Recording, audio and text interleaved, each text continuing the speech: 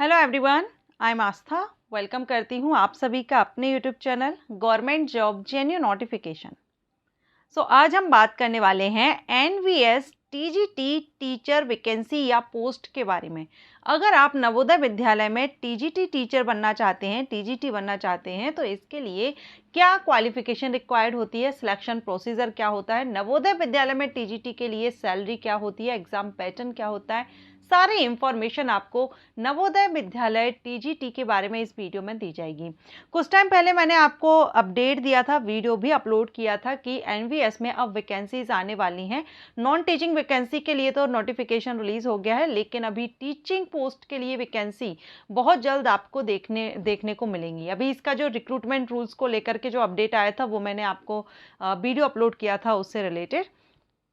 तो अगर आप भी टीजीटी बनना चाहते हैं नवोदय विद्यालय में, और ये किसी स्टेट लेवल पर नहीं होगा, ऑल इंडिया लेवल पर ये भर्ती की जाएगी, क्योंकि उस वीडियो में मुझे कमेंट भी किया गया था कि मैम ये किस स्टेट के लिए वैकेंसीज आने वाली हैं। तो ये किसी पर्टिकुलर स्टेट के लिए नहीं है, ये सभी स्टेट ऑल इंडिया लेवल पर ये वैकेंसी आपको देखने को मिलेगी और बहुत जल्द इसका नोटिफिकेशन आपको एनवीएस की वेबसाइट पर देखने को मिलेगा। इसी साल ये वैकेंसी आने वाली है। तो अगर आप भी नवोदय विद्यालय में टीचर बनना चाहते हैं, TGT means trained graduate teacher, अगर आप बनना चाहते हैं तो वीडियो में बने रहिएगा। सारी इंफॉर्मेशन आपको टीजीटी से रिलेटेड दी जाएगी। उसके बाद अगर आपको लगता है कि आप इसके लिए एलिजिबल हैं तो आप या तो एनवीएस की वेबसाइट पर अपडेट रहिएगा, क्योंकि जैसे ही नोटिफिकेशन आएगा आपको जानकारी होगी, आप अप्लाई कर सकेंगे, या फिर आप मेरे चैनल को भी सब्सक्राइब कर सकते हैं। जैसे ही वैकेंसी नोटिफिकेशन रिलीज होगा मैं वीडियो अपलोड करूंगी। ओके, तो चलिए स्टार्ट करते हैं और जानते हैं एनवीएस टीजीटी भर्ती को लेकर के या इसकी एलिजिबिलिटी क्राइटेरिया वगैरह सारे पॉइंट्स हम कवर करते हैं। अब यहाँ पर हम जो इन्फॉर्मेशन लेंगे ये प्रीवियस नोटिफिकेशन के थ्रू हम यहाँ पर क्लियर करेंगे। न्यू नोटिफिकेशन जब आपको रिलीज़ किया जाएगा ऑफिशियल साइट पर तब मैं अगेन वीडियो अपलोड करूँगी। अभी आप प्रीवियस भर्ती किस तरह से होती है या जो लास्ट वैकेंसी रिलीज़ हुई थी उसमें किस तरह से भर्ती या एलिजिबिलिटी कंडीशंस थी उसके बेस पर हम जानेंगे। तो इसमें देखिए जो लास्ट वैकेंसी रिलीज़ हुई थी टीजीटी की, ये एक तो टीजीटी जो पोस्ट है ये आपकी ग्रुप बी के अंतर्गत आती है। ओके, जो TGT trained graduate teacher post है ये आपकी ग्रुप बी की पोस्ट रहती है।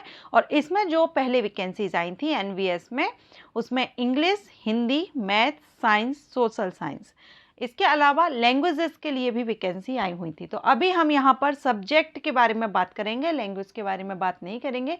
लैंग्वेज के बारे में अगर आप कमेंट करेंगे तो मैं वीडियो अपलोड कर दूंगी, अगर आपके कमेंट आते हैं तो। यहाँ पर हम सब्जेक्ट के बारे में तो TGT English, TGT Hindi, TGT math, science, social science, ये वैकेंसीज आई हुई थी। और उस टाइम जो वैकेंसीज टोटल आई थी 683 वैकेंसी आई थी। तो ऑलमोस्ट आपको इतनी ही वैकेंसी या इससे ज़्यादा वैकेंसी इस बार आपको देखने को मिल सकती है, क्योंकि अभी ये जो भर्ती प्रीवियस आई थी 2022 में ये भर्ती आई हुई थी। उसके बाद से अभी इसका नोटिफिकेशन आएगा तो एक लंबे टाइम के बाद भर्ती आ रही है, तो हो सकता है इससे भी ज़्यादा वैकेंसी आपको देखने को मिले। तो अच्छी अपॉर्चुनिटी है अगर आप टीजीटी के लिए वेट कर रहे हैं स्कूल, गवर्नमेंट स्कूल में सेंट्रल लेवल के। ठीक है, तो यहाँ पर आपके सब्जेक्ट वाइज हम इसकी एलिजिबिलिटी देखेंगे। सबसे पहले देखिए टीजीटी हिंदी और इंग्लिश, इसके लिए तो आप देख रहे हैं हिंदी एज अ सब्जेक्ट आपका in all the 3 years of degree course, जो आप ग्रेजुएशन कर रहे हैं ग्रेजुएशन के 3 साल में आपका हिंदी एज अ सब्जेक्ट होना चाहिए। अगर आप टीजीटी इंग्लिश के लिए अप्लाई करना चाहते हैं तो आपका ग्रेजुएशन लेवल पर 3 सालों में आपका इंग्लिश एज अ सब्जेक्ट होना चाहिए। अभी हम बेसिक से जो क्वालिफिकेशन रिक्वायर्ड है वो देखेंगे, बाकी हम टीचिंग के लिए क्या क्या फिर रिक्वायरमेंट रहती है, कौन सा सर्टिफिकेट, डिप्लोमा, वो हम कवर करेंगे। अभी हम ग्रेजुएशन लेवल तक आपको क्या क्वालिफिकेशन होनी चाहिए वो कवर करेंगे। ठीक है, तो अभी आपने देखा टीजीटी इंग्लिश के लिए आपका इंग्लिश एज अ सब्जेक्ट 3 साल, ग्रेजुएशन में 3 साल में आपका होना चाहिए। हिंदी के लिए अप्लाई करते हैं तो हिंदी आपका एज अ सब्जेक्ट 3 ईयर में आपका होना चाहिए ग्रेजुएशन लेवल पर। इसके बाद अब हम टीजीटी मैथ के लिए बात करेंगे। जो भी कैंडिडेट टीजीटी मैथ एनवीएस में टीजीटी मैथ के लिए अप्लाई करना चाहते हैं उनके लिए क्या क्वालिफिकेशन होनी चाहिए। सबसे पहले तो bachelor degree in math along with physics and any one of the following subject, chemistry, electronics, computer science, statistic, इनमें से कोई एक, और बैचलर डिग्री आपकी जो होगी ग्रेजुएशन उसमें मैथ एंड फिजिक्स ये आपके होना चाहिए। बाकी फिर chemistry, electronics, computer science, statistics इनमें से कोई एक सब्जेक्ट आपका हो तो चलेगा, लेकिन ये 2 सब्जेक्ट आपके ग्रेजुएशन लेवल पर होना चाहिए अगर आप टीजीटी मैथ के लिए अप्लाई करना चाहते हैं। सेकेंड, यहाँ आपके पास ऑप्शन है in case of such universities which provide for only 2 subject out of the 6 as mentioned. अगर कुछ यूनिवर्सिटीज़ हैं जो 6 में से, यहाँ पर आपको जो 6 सब्जेक्ट बताए गए हैं इनमें से अगर कोई 2 सब्जेक्ट ही प्रोवाइड करती हैं फाइनल ईयर ऑफ ग्रेजुएशन, ठीक है, 6 as mentioned above in the final year of graduation, the candidate should have studied math and physics in the final year of examination and 3 subject जैसे कि math, physics, chemistry, electronics, statistic, computer science in the first and second year of graduation. क्या है, कुछ universities होती हैं जो आपको 2 ही subject आपको फाइनल ईयर में अगर कोई भी 2 सब्जेक्ट लेने के लिए रखती हैं। कुछ यूनिवर्सिटीज़ हैं जहां पर आप तीनों ही ले सकते हैं, बाकी कुछ में आप 2 ले सकते हैं। तो अगर ऐसी सिचुएशन आपके साथ है तो वहां पर जो लास्ट ईयर आपका ग्रेजुएशन का होगा उसमें तो आपका होना चाहिए फिजिक्स और मैथमेटिक्स, ये तो आपके होना ही चाहिए फाइनल ईयर में, मस्ट है, कंपलसरी है। बाकी जो 2 साल हैं first year and second year, इसमें आपका फिजिक्स, मैथ और साथ में जो ये 4 सब्जेक्ट्स हैं इनमें से कोई एक भी सब्जेक्ट आपका होना चाहिए। ओके, अगर आपका तीनों साल में फिजिक्स एंड मैथ है तो आप अप्लाई कर ही सकते हैं। अगर आप तीनों साल में नहीं है तो लास्ट ईयर में आपका फिजिक्स मैथ तो जरूर होना चाहिए, बाकी फर्स्ट ईयर और सेकेंड ईयर में आपका मैथ फिजिक्स के साथ कोई थर्ड कॉम्बिनेशन हो तो चलेगा। लेकिन फाइनल ईयर में ऐसा नहीं होगा कि आप मैथ के साथ में केमिस्ट्री या अदर कॉम्बिनेशन के साथ करें, ठीक है। नेक्स्ट यहाँ पर दिया गया है candidate who have passed BSc degree with honors in math subject would be considered eligible only if they have studied physics and chemistry, electronics, computer science, statistics in any of the 2 year of the course। अगर जो BSc degree with honours कर रहे हैं math subjects में तो उनके लिए यहाँ पर considered eligible है if they have studied physics, chemistry, electronics, computer science, statistics any of the 2 year, कोई भी 2 साल, 3 में से कोई भी 2 साल में आपका ये कॉम्बिनेशन के लिए आप एलिजिबल रहेंगे। Candidate with BSc honours in physics और chemistry are not eligible for the post of TGT math. लेकिन जो बीएससी ऑनर्स फिजिक्स या केमिस्ट्री से बीएससी ऑनर्स कर रहे हैं वो मैथ के लिए, टीजीटी मैथ के लिए एलिजिबल नहीं होंगे। अगर आप बीएससी ऑनर्स कर रहे हैं तो वो आपका मैथ से ही होना चाहिए, ओके तो ही आप अप्लाई करेंगे। अगर आप बीएससी ऑनर्स केमिस्ट्री या फिजिक्स से करते हैं तो फिर आप टीजीटी मैथ के लिए अप्लाई नहीं कर सकते। इसके बाद हम बात करेंगे टीजीटी साइंस के लिए, मींस जो बायो पीसीबी साइड से जो हैं, botany, zoology, chemistry. The candidates should have studied botany, zoology, chemistry during all 3 years of study in graduation. Graduation level पर आपका बॉटनी, जूलॉजी, केमिस्ट्री तीनों ही सब्जेक्ट होना चाहिए, ठीक है। इसके बाद सेकेंड ऑप्शन आपके पास है in case of such universities which provide for only 2 study in final year of graduation. वही कंडीशन यहाँ पर भी है कि कुछ यूनिवर्सिटीज अगर फाइनल ईयर में सिर्फ 2 ही सब्जेक्ट रखती हैं तो उस कंडीशन में आपका जो फाइनल ईयर है 2 subject out of botany, zoology and chemistry, then आपका जो फाइनल ईयर होगा all the 3 subject botany, zoology, chemistry in the first and second year of graduation, okay. अगर आपका तीनों साल में फिजिक्स, केमिस्ट्री और बॉटनी, जूलॉजी, केमिस्ट्री अगर आपके तीनों साल में है तो आप अप्लाई कर ही सकते हैं।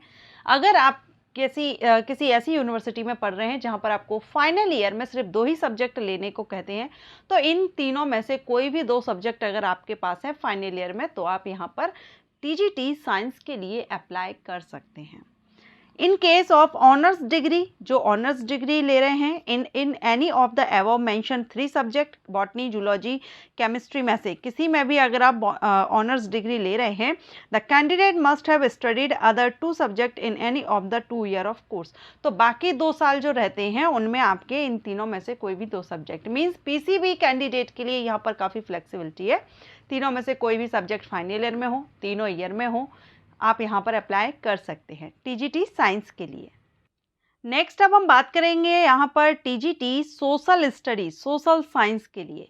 तो सोशल साइंस यानी एसएसटी से जो भी कैंडिडेट टीजीटी के लिए अप्लाई करना चाहते हैं, the candidate should have studied any of the 2 subject out of the following subject, history, geography, history के साथ में history with geography, economics, political science, यानी हिस्ट्री तो आपका होना ही चाहिए। अब हिस्ट्री के साथ में आपका जियोग्राफी भी हो सकता है, इकोनॉमिक्स भी हो सकता है और पॉलिटिकल साइंस भी हो सकता है। इनमें से कोई भी 2 सब्जेक्ट, एक हिस्ट्री हो गया और एक इनमें से होगा, कोई भी 2 सब्जेक्ट में आपका ग्रेजुएशन लेवल पर आपका कॉम्बिनेशन होना चाहिए। ओके, एक तो ये कंडीशन है। अगर ये नहीं है आपके साथ तो सेकेंड कंडीशन यहाँ पर है हिस्ट्री विथ, सेकेंड यहाँ पर है कि जियोग्राफी अगर आपके पास है तो जियोग्राफी के साथ में आपका history, economic, political science, means geography के साथ में भी आपका कॉम्बिनेशन बन सकता है। ठीक है, history, geography, economics, political science में अगर आपके पास हिस्ट्री है तो हिस्ट्री के साथ में इन तीनों में से कोई एक सब्जेक्ट होना चाहिए। अगर आपके पास जियोग्राफी है तो जियोग्राफी के साथ आपके पास हिस्ट्री, इकोनॉमिक्स और पॉलिटिकल साइंस में से कोई एक कॉम्बिनेशन में होना चाहिए। ये आपका हुआ।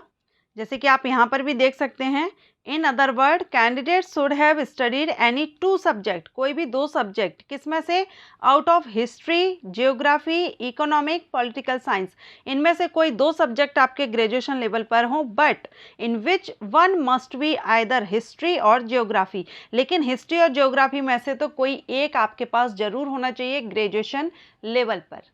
ओके, तो ये हुआ। इसके बाद सेकेंड ऑप्शन आपके पास है कि हिस्ट्री या geography as above should have been studied for all 3 year in graduation. अगर आप हिस्ट्री या जियोग्राफी आपने ऑल 3 ईयर में, ग्रेजुएशन के 3 साल में अगर आपके पास हैं तो भी आप इसके लिए अप्लाई कर सकते हैं। थर्ड है, in case of honours degree in history the candidate should have studied geography, economic, political science in any of the 2 year of the course. अगर आप ऑनर्स डिग्री ले रहे हैं हिस्ट्री में तो फिर आपके जो 2 साल बचते हैं उनमें आपका जियोग्राफी, इकोनॉमिक, पॉलिटिकल साइंस, इनमें से कोई 2 आपके पास in any of the 2 year of the course, ठीक है, इनमें से आपके पास कोई होना चाहिए। इसके अलावा similarly in case honours degree in geography, अब इसी तरह अगर आप ऑनर्स डिग्री जियोग्राफी में लेते हैं तो the candidate should have studied history, economic, political science in any of the 2 year of the course.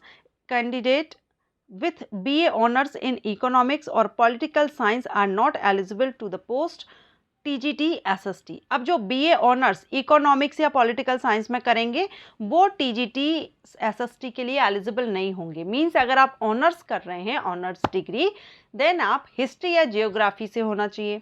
अगर आप इकोनॉमिक या पॉलिटिकल से कर रहे हैं ऑनर्स तो फिर आप TGT SST के लिए एलिजिबल नहीं होंगे। अब यहाँ पर परसेंटेज भी मैटर करती है। The condition of at least 50% marks in aggregate in the degree course, graduation level में आपका जो ग्रेजुएशन आपने की है मिनिमम 50% मार्क्स के साथ पास आउट होना चाहिए।